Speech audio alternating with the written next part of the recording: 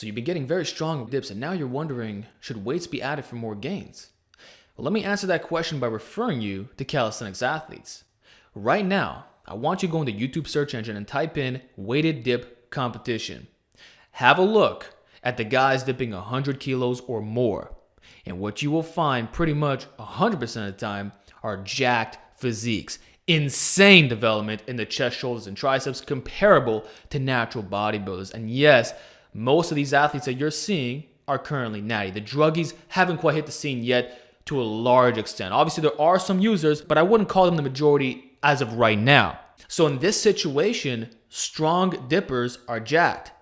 And I'm going to argue that it's direct cause and effect. Reason being, you can't cheat a weighted dip.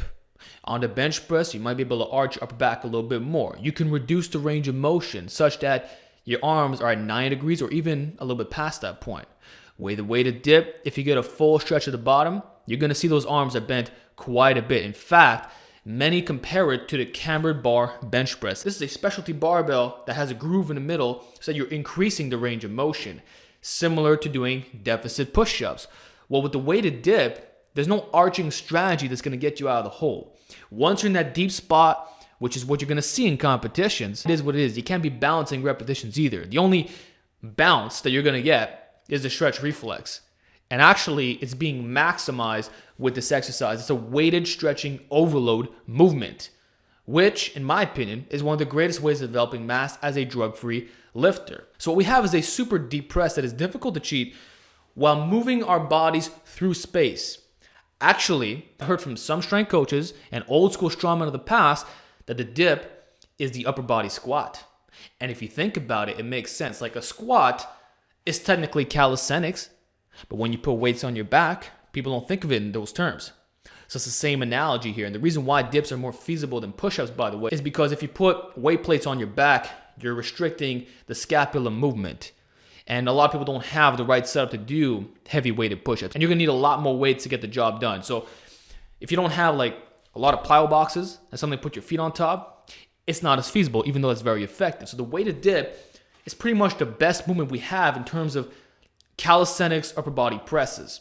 And what's crazy about it is that the carryover is insanely high. If you show me a strong dipper, I'll show you a strong bencher. You show me a strong dipper, I'll show you a guy who excels at skill work without even practicing it. There's this one guy on YouTube, I can't remember his name, but for those who are in the calisthenics world, please refer him in the comment section, I'll pin it. He got a Maltese on his first attempt. I know that sounds psychotic, I know it sounds like I'm making this up, but I'm not. It's right here on YouTube, man. The heavyweight calisthenics athletes, those who excel at weighted dips, are insanely strong and jacked because it legitimately tests your strength while having extra benefits that the standard bench cannot even provide. So bring it back to you, are weighted dips worth it? Should you incorporate them? Hell yeah.